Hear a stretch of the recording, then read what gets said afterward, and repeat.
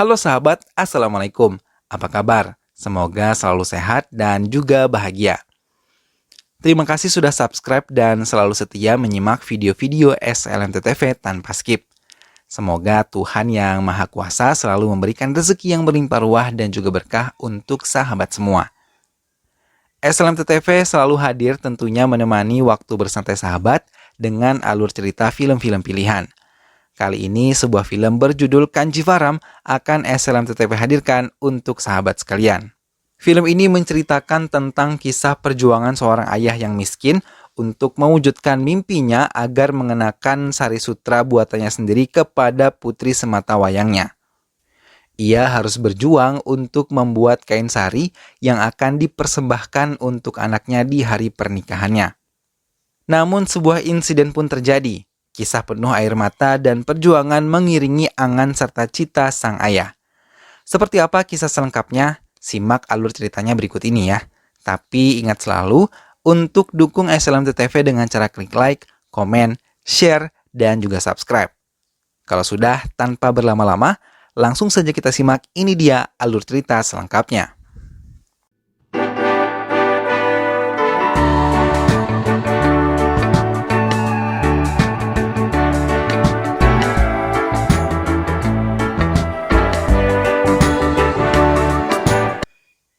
Narapidana yang bernama Van Kates dan biasa dipanggil Van Kes telah dibebaskan dari penjara. Ia dikawal ke kampung halamannya di Kancipuram. Dia dibawa dengan menggunakan bus. Perjalanan kali ini dibarengi dengan turunnya hujan yang sangat lebat pada malam itu. Kemudian bus terpaksa berhenti karena sebuah pohon rubuh menghalangi jalan, menyebabkan semua penumpang bus turun dan Van Kes menjadi pusat perhatian saat tangannya masih diborgol. Van Kes hanya terdiam dan mengingat-ingat masa lalunya. Saat itu Van Kes kembali ke kampungnya dengan membawa istri yang baru saja ia nikahi. Akan tetapi semua penduduk mencemoohnya karena istrinya tidak mengenakan sari sutra yang biasa dibuat Van Kes untuk saudagar di daerah itu. Namun mendengar cemooh itu, Van Kes tidak memedulikannya. Kedatangan Van Kes disambut bahagia oleh seluruh anggota keluarganya. Mereka menerima kehadiran Anu dengan sukacita. Tapi kebahagiaan mereka tidak berlangsung lama, karena ayah Van Kes meninggal dunia membuat semua anggota keluarga bersedih melepas kepergian ayah mereka. Saudagar kaya yang menjadi bos pembuatan tenunan sari sutra sedang memerintahkan anak buahnya untuk memukuli pekerjanya yang mencuri sari sutra yang telah ia tenun. Tapi saat Van Kes datang, ia meminta saudagar kaya tersebut untuk memaafkannya dan tidak memperpanjang masalah itu. Saudagar kaya itu mendengarkan nasihat Van Kes dan membiarkan pekerjanya pergi. Dengan kejadian itu, saudagar memberikan keputusan baru.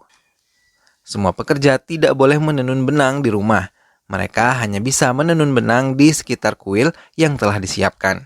Saudagar kaya kali ini memerintahkan Van Kes untuk menenun sari sutra untuk pernikahan putrinya. Karena sang saudagar mengakui bahwa tenunan Van Kes adalah yang terbaik di antara pekerja yang lainnya.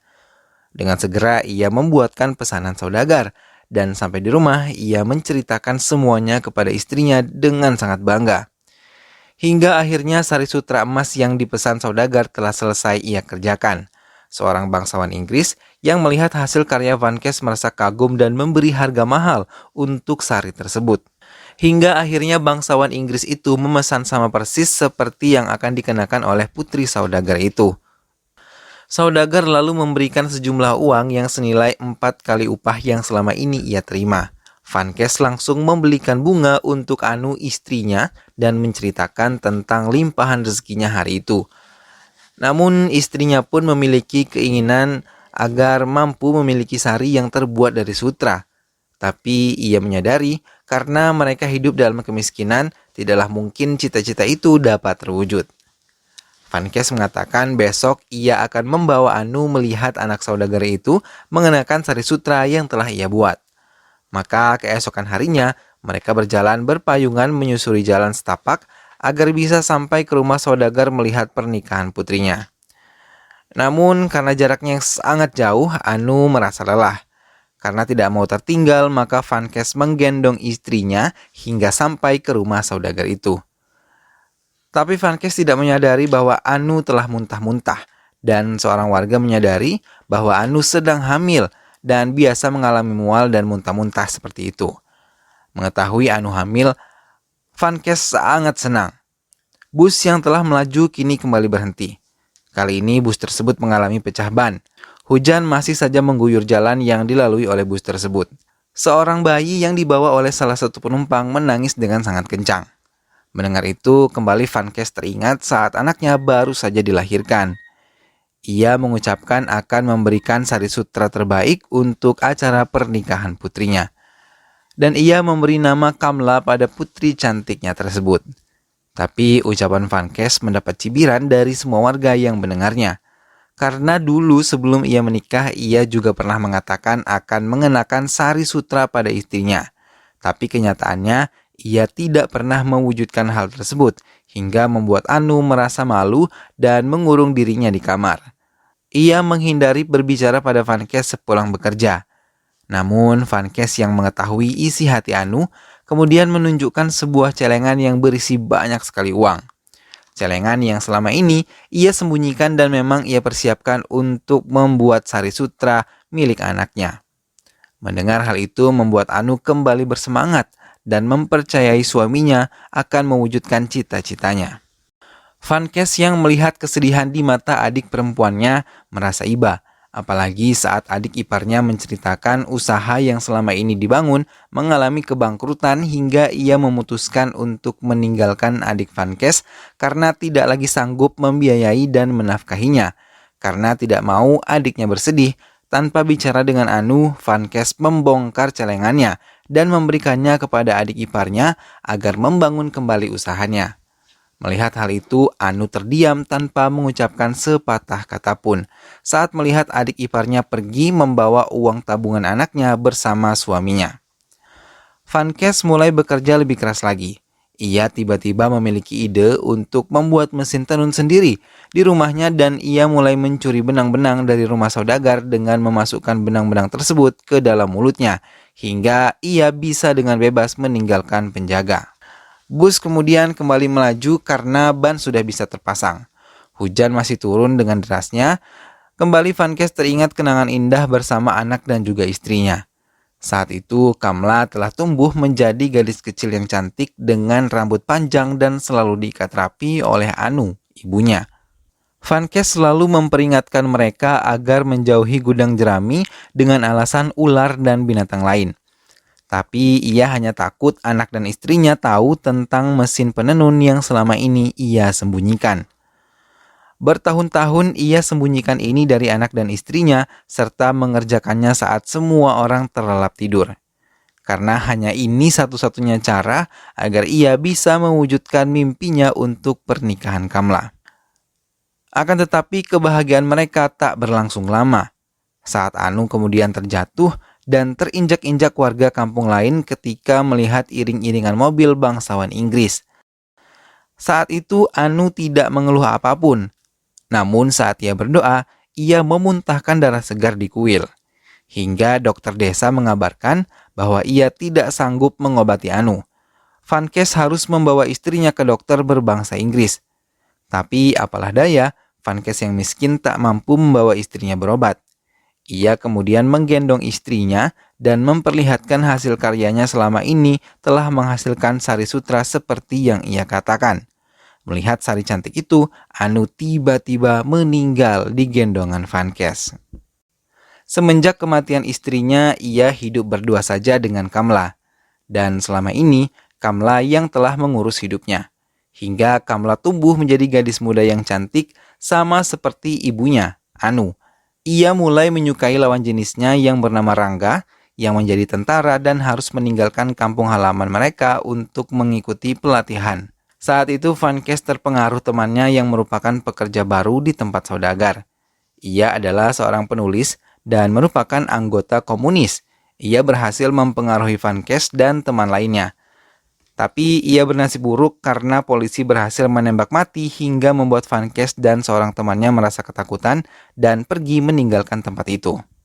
Sejak terpengaruh pihak komunis itu, Van Kes mulai memikirkan untuk memberontak kepada saudagar dan meminta kenaikan upah. Tapi surat yang diajukan Van Kes tidak disetujui oleh saudagar. Pertunangan Rangga dan Kamla akhirnya akan terjadi. Tapi saat mereka sedang berkumpul, tiba-tiba 3 polisi menjemput Van Kes dari rumahnya dengan tuduhan menjadi mata-mata komunis. Saudagar yang mendengar hal itu meminta inspektur untuk menemuinya. Hingga akhirnya Van Kes dibebaskan dan dipulangkan kembali ke rumahnya dalam keadaan lemah. Keesokan harinya, Van Kes kembali memohon kepada saudagar agar memberikan tambahan upah, tapi lagi-lagi saudagar tidak mengindahkan Van Kes hingga ia memiliki ide untuk mengajak teman-temannya mengadakan mogok kerja dan merusak semua mesin tenun. Hal tersebut ia lakukan sebagai bentuk protes karena keinginan dan tuntutannya tidak dipenuhi oleh sang saudagar. Ia mempengaruhi teman-temannya agar mau mengikuti apa yang ia katakan. Maka semua pekerja melepaskan semua mesin tenun dari pengaitnya dan meninggalkan begitu saja kuil tempat menenun. Semua pekerja melakukan aksi mogok kerja karena mereka menginginkan kehidupan yang lebih baik dari atasannya. Van Kes yang mendapat kabar kalau kini Partai Komunis tidak lagi dilarang di negaranya, membuatnya dengan cepat mengibarkan bendera komunis di daerahnya. Ia dengan bangga memperkenalkan dirinya sebagai anggota komunis.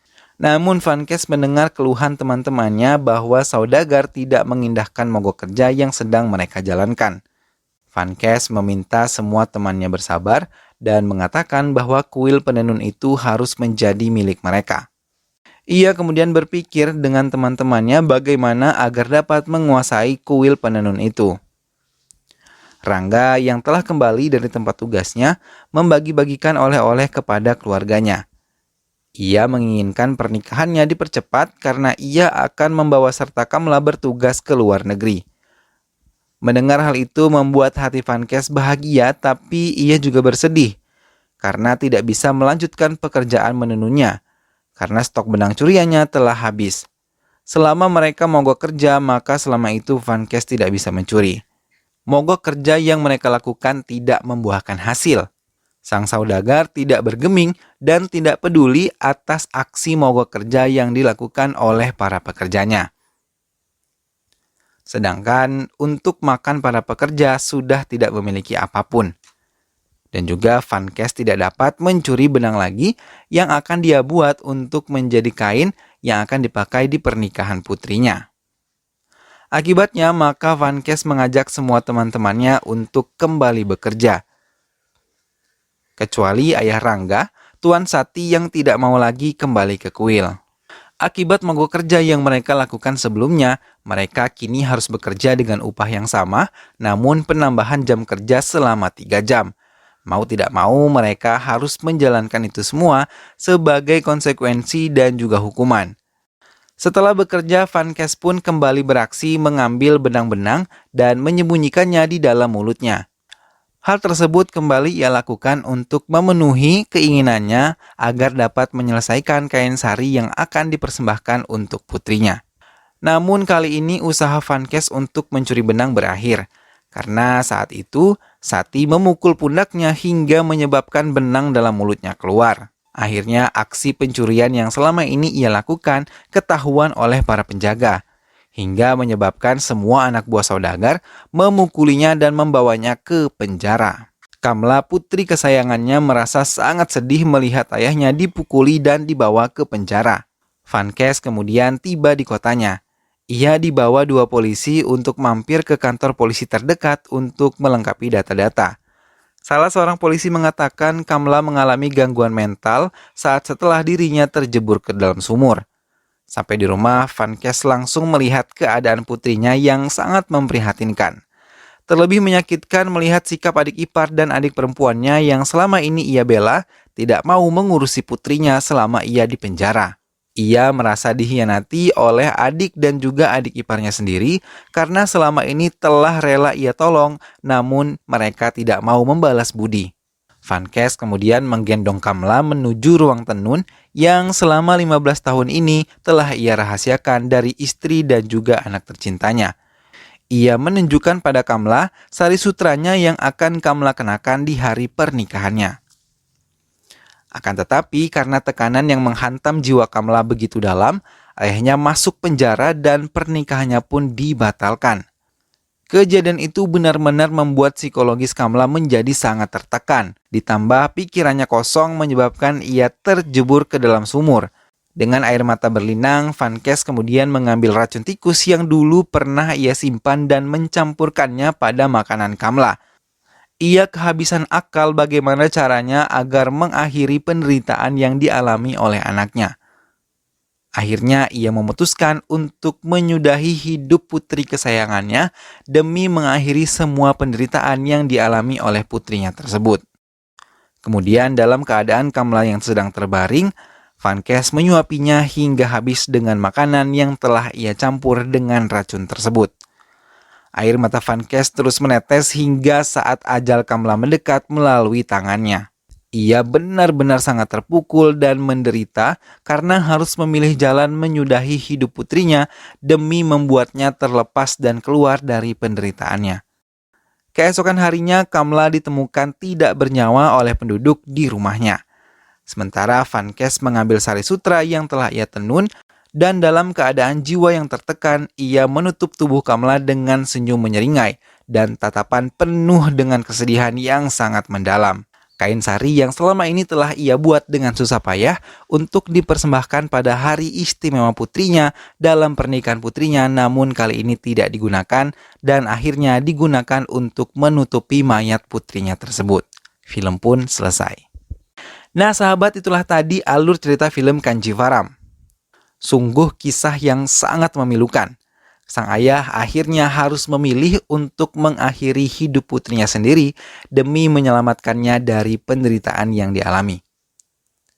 Ia pun akhirnya menjadikan kain sari buatannya bukan untuk dipakai anaknya ketika menikah, tapi justru untuk menutupi mayat putrinya tersebut. Semoga film ini menghibur sahabat semua. Terus saksikan SLMT TV dan alur cerita film yang lainnya.